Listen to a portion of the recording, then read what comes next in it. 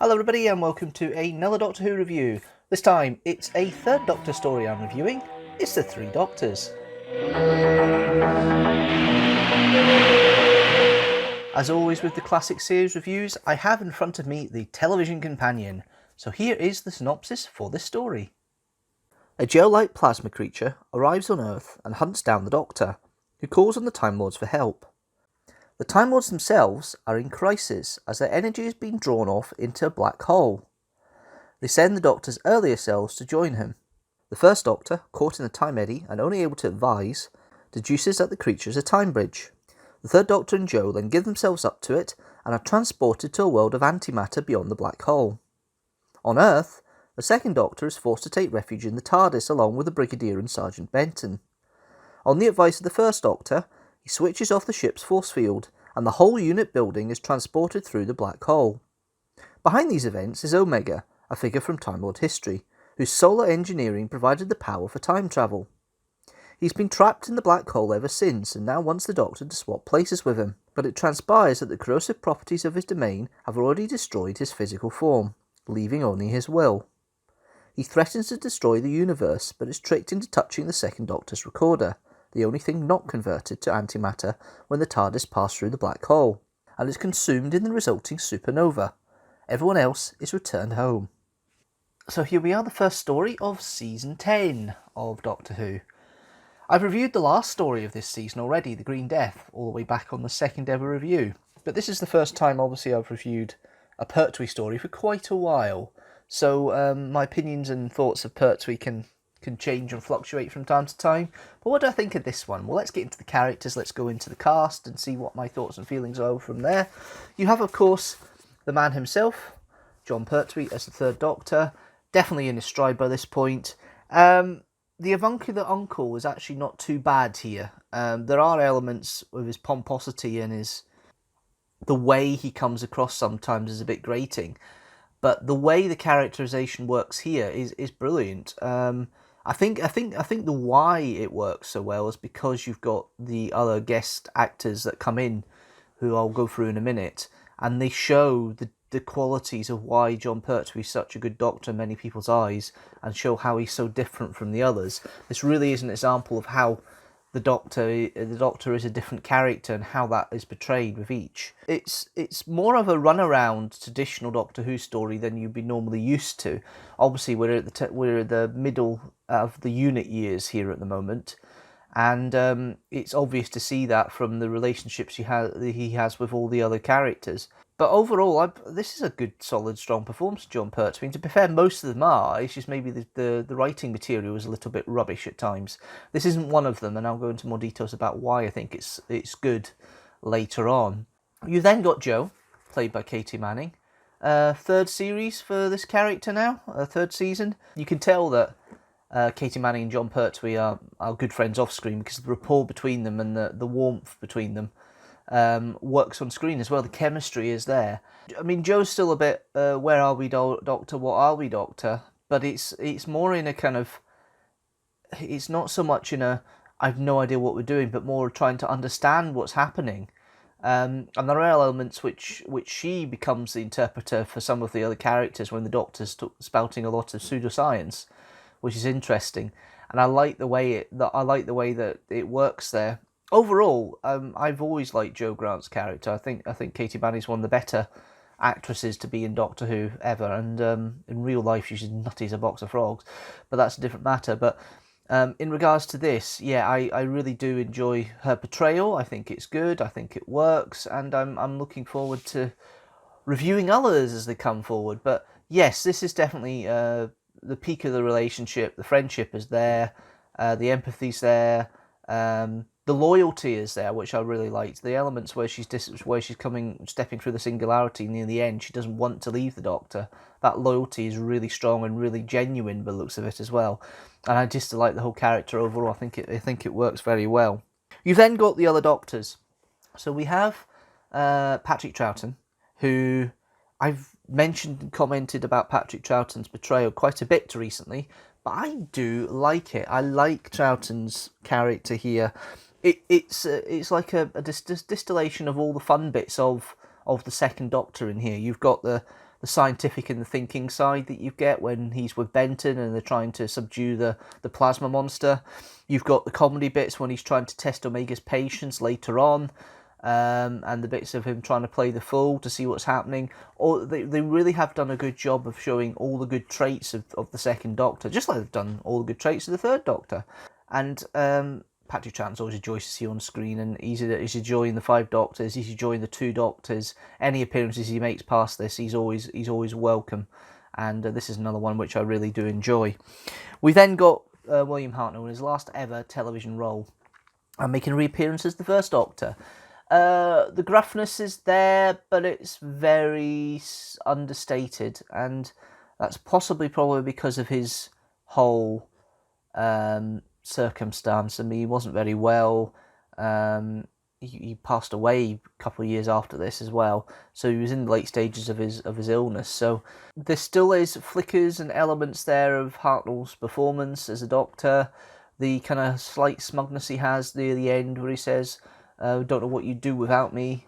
That comment it evokes the first Doctor, but he's kind of minimal here due to logistics and due to his circumstances more than anything else. But it's still lovely to see him, a lovely performance, and it does make it three Doctors, which is what you want. You then got the rest of the main regular cast. You've got the Brigadier Leopard Stewart by Nicholas Courtney. As always, Courtney straight up and down, solid acting. He's playing a bit more of a fool role here, I think. He's playing a bit more of a he's playing more the traditional companion role when it comes to finding explanations. He's got more of a Jamie, well, maybe not Jamie, but he's got more of a kind of, he seems out of sorts. But unlike in Inferno, when the brigade leader's out of sorts with whole circumstances there, the stiff upper lip and the brilliance of the Brigadier and how he just handles the situation as best he can is shown in spades here with the when they're out with Mr. Ollis, when he's out with Mr. Ollis in the antimatter world, and the whole thing of his disbelief and trying to make sense of it, and the famous line, I think this is Chroma. The fact he tries to get himself into a good stage of understanding what's happening, because this is a bit out of his world. Beforehand, he knows things happen, but they come to him, and this is the first time he's travelled off-world effectively, and he does struggle a bit to start with, but his kind of training kicks in and his understanding kicks in, and he takes it all in his stride by the end, and Courtney plays it brilliantly, and it's a great little role to see. You then got Benton, who I have a sneaking suspicion John Levine was playing the role that Fraser Hines probably would have played when he, because originally they were looking to see if Fraser Hines would join them as Jamie. But Fraser Hines at this point was just starting in a role that he would be probably most known for outside Doctor Who, and that's Emmerdale as Joe Sugden. So he wasn't available like he was in the two Doctors, and for that slight brief appearance he has in the five Doctors, and they had to rewrite that part of the script. And Benton kind of sounds like Jamie in that respect, although they do put a couple of Benton elements in there with regards to the relationship between Benton and the Brig. But John Levine, I enjoy the way that Benton bounces off the second Doctor here, especially in those scenes, and I think it really works. So I do like his performance. You then got some of the guest cast. You've got the President of the Council, Roy Purcell.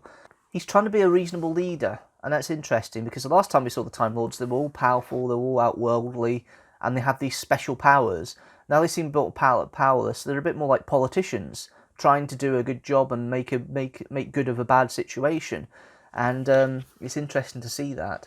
One of the best guest cast members is Dr. Tyler by Rex Robinson. Louis Main likes using Rex Robinson. He appears in The Hand of Fear, and I think he appears in another story after this as well. But he's a great professor character that comes in and is intrigued and tries to understand what's happening, and the explanations they have about antimatter and Omega's will, he's trying to comprehend it, but it's done in such a way that even the audience understands what's happening. And I like Tyler's role. I think it's quite fun and it's quite enlightening, and I love the fact that he's ready just to get in there and do it, and he's not scared of or fearful, and he's just trying to think it through and understand it for himself. And he's got that childish enthusiasm because he loves the whole idea of of travelling to the antimatter world and wants to explore it more because he knows it's impossible, but it's here, it's fantastical, and he loves it for that. And I think the discussion that the Doctor has in the corridors in Omega's lair, where he describes about how whole reality is like a big conjuring trick here, and the flowers coming out of the sleeve that the Doctor does, that's a good explanation, and Tyler gets it, and Tyler understands it, and it's good that he can interact there and work there, but he wants to get away, he wants to escape, but he kind of fails a little bit, but it's a good performance overall. I do enjoy it. We then have a couple of other minors. We've got the Chancellor Clyde Pullett, we've got the Time Lord Graham Lehman. Clyde Pullett was in the War Games. He was one of the Time Lords in the War Games. And he just plays a kind of pompous... You can't do that. You just can't do that, Lord President. You can't. And then you've got Graham Lehman, who plays the elderly Time Lord who's trying to get the Doctor through to his time stream, his present time stream, the other Doctors.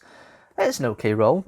You've got Laurie Webb plays Mr. Ollis. He's kind of like a gamekeeper who gets lost in the situation, but he just saunters along. It's like an adventure for him. He's just getting on with it, and it's interesting to see how he wasn't really affected, and that's kind of the down-to-earth side here, the kind of fantastical side. We've got Corporal Palmer popping up, Dennis Palmer playing there, with his famous line, which I'll come to later. The bit that always makes me smile on the Three Doctors, which I'll get to very soon. But the best of the guest cast must be Stephen Thorne as Omega. This big booming voice, this whole nuance in here. He plays slightly over the top to start with. Understandable. He's supposed to be this big, foreboding figure. But see the bits when the bit when Omega is told that it's only his will that survives, and the whole fact that he turns into somebody who's really struggling with this, and his cries of anguish that he has, he's really gripping as an actor, and I think it really works, his role here as Omega, and it's really enjoyable to see. Now, Stephen Thorne would appear again as Eldrad in The Hand of Fear,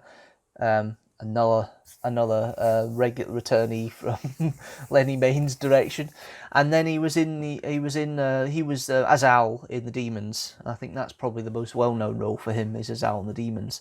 And this kind of big, booming, powerful voice, and the way he comes across, and the way he's kind of slightly slimy, but there is intelligence there, but it's this egotistical nature. He plays it brilliantly, and I do enjoy it. Going to the production itself and the story itself, there's a great few lines. You've got Dr. Tyler, who starts to figure out the light beam when he brings the equipment to Unit HQ after he's found it in the wildlife park, and he says it's a light beam that must be directed, and it must be directed at us. That's an interesting line. The famous line, Liberty Hall, Dr. Tyler, Liberty Hall, and Dr. Tyler starts making use of all the scientific equipment there. The Brigadier's kind of slightly annoyed at the fact of that. The scenes with the antimatter creature, I mean, the effects here are pretty solid CSO for this time, and it's used fairly sparingly as well. It's only used when it needs to be, and the antimatter creature, that makes the antimatter creature work better, because I think by this time they've kind of realised that CSO needs to be used only when it's helped with the effects, and there are elements afterwards. After the story, it seems so chroma key. There are effects after the story, like the Green Death, where chroma key is used too much. But I think that's production based more than anything else. But here it's used to give an additional special effect, like a CGI, and the creature, the kind of plasma creature, is the best example of that. And I do enjoy it. I do like it. And I think it's a nice little effect. And the whole scene with Bessie and that kind of relationship between the Doctor and Jo, that kind of he has that hold over her to make sure he protects her. The whole bit when she runs away from Bessie, and that when he says "Do as I say," that's quite cool. We have the new TARDIS set. This is the second TARDIS set, new TARDIS set, in 2 stories, because the Time Warrior had a new TARDIS set, but apparently between production it got damaged. So it wasn't there. But this is the set that carries through until Planet of the Daleks. I don't think it gets. There's a new TARDIS set again in the next series, but it's kind of more traditional. It's kind of similar and more like the old TARDIS set, the original TARDIS set back in the Hartnell era, with the kind of what looks like computer banks on one wall, the television screen over that area, or the scanner over that area, and then you've got the traditional console set up over the roundels, the rest of it. I quite like it. It's quite a lovely design, and it's a shame it wasn't used anymore. I love the fact that the Gallifreyans use paper documents that are round on Gallifrey. You would have thought they'd have keypads or some sort. They have perspex screens or something to read stuff on, but it's mostly paper, round bits of paper. I suppose that's their idea of making it an alien type of society when using round bits of paper for reports. Of course, you now know that it'll be touch screens or projections or whatever nowadays if you did Gallifrey of that way. But in those days, it's quite interesting seeing that. There's a lot of good lines in this. You've got the line where it's trying to be explained between the second Doctor and the Brigadier, and the Brigadier says, "Can you not get some of the Time Lords to help you?" And the second Doctor says, "Well, that's why it's been left up to me and me and me." I love that. That's a very second Doctorish line. Omega, and when the third Doctor's kind of honouring him and saying you should be honoured as one of the greatest scientists. And Omega says, "A hero? I should have been a god." I love that line. The famous line, which is then referenced in Day of the Doctor, the Brigadier, when they arrive on the planet, and he's disbelief saying, "Now, Doctor, you've gone too far. There's sand everywhere. Oh, goody, who's for a swim?" says the second Doctor. And at the end of that scene, the Brigadier reasons it must be Cromer, somewhere in Norfolk. I'm fairly sure that's Cromer, so that's what he says, which I think is really fun. And then, of course, wonderful chap, both of him, by the Brigadier. The line that was then expanded to wonderful chap, all of them, in the Five Doctors. So there is references that go through backwards and forwards in time, which is really cool in this. And this is one, and those are definitely a few of them. Some of their production things are a little bit clunky. The Singularity is basically a big steam kettle that you walk through, but I suppose budget has some sort of thing to do with it. It's definitely the same corridor set, they're going up and down, just at different camera angles in the layer. And it's also the most hilarious thing that makes me smile and makes me giggle every single time, and that's the Blob Monsters, the Omega's Blob Monsters, as I call them. When they first turn up, Culper Palmer sees them, and they turn up with the classic Dudley Simpson synth of them all appearing, and Palmer says, "Blimey, what's that?" And then all you hear is these blob monsters going, and that just makes me smile every single time. It's just so funny, and it does take you out of it, but it's taken out in a fun way, and I do love that because of that. Speaking of the music and that, Dudley Simpson, it's right in the middle of a synth era. There is some orchestra use in here. The great bit I do like is the bit. There are two scenes actually. The background sound you get when they're walking through the corridor scenes, that kind of under track that they have, that's used. I do like that. I think it makes it a bit more outworldly and creepy. I love that little music. And then you've got the fight at the end of episode 3 with the Doctor and Omega's dark part of his mind, and the rolling timpani all the way through as they're fighting in slow motion. And I do like how that brings the tension. And it's not the whole thing. There are elements that are there to make it. There's a lot of elements to help heighten the tension, but there's a lot of undertones as well with this music. There's a lot of beds in there, and it's actually one of the stronger scores from Dudley Simpson in regards to keeping the atmosphere going. And I do enjoy the way he does it. I mean, there's very few scores in Doctor Who I actually love listening to out, separate to the story. This is one of them. The Visitation's another, which is why it is used quite a bit in these reviews. But I do love the music in this story, and I think it really works. Lenny Main's direction is quite fun. It's quite interesting, and it's enough action, but it's enough utilisation of the studio settings, and also, of course, the location filming is actually pretty solid as well. I do like some of the direction they have in that. A lot of wide shots and running away from things in quarries, and then a few close-ups in different places, and it's a solid bit of direction. It doesn't detract from the story at all. It helps it along. It really does. And then, of course, you've got the writing by the Bristol boys, Bob Baker and Dave Martin. At the time of recording, Bob Baker has just passed away, which is why the tribute's there at the beginning for him. He is obviously best known as creator of K9 along with Dave Martin, but he wrote a lot of Doctor Who stories going back into the Third Doctor era, and this is probably one of the my more favourite stories that he's written for the series. And it's one that always seems to have fond memories for me. So yes, I like the writing in this. There's obviously Terrance Dick's influence in the script editing with some of the characterizations of some of the things, because I'm sure Terrance has come in and rewritten some elements for William Hartnell not being there and Fraser Hines not being there as much as they could have been. So there is that element there, but the script as well, it's well paced, it's action adventure, it's a good little romp. It doesn't lose any pacing in episodes 2 and 3 like some stories do. It carries on all the way through. You do have the first episode with a lot of setup. The last episode is obviously a lot quicker and rushes things through, but the second and third are still interesting and they still work for me. And overall, I do enjoy this story quite a bit. It's not perfect. It's not highly rated. There is elements here that are a little bit silly, like the Blob Monsters and the budget, and the concept's a little bit highbrow and a bit over the top for me at times. But overall, I would give this a rating that's better than the Arc of Infinity, which was 3 TARDIS out of 5, which is the Omega's next story. I'm giving this 3.5 TARDISes out of 5. Now let's see how that story sits within all the other Jon Pertwee era stories so far, and obviously how it sits in within all the reviews we've done on this strand.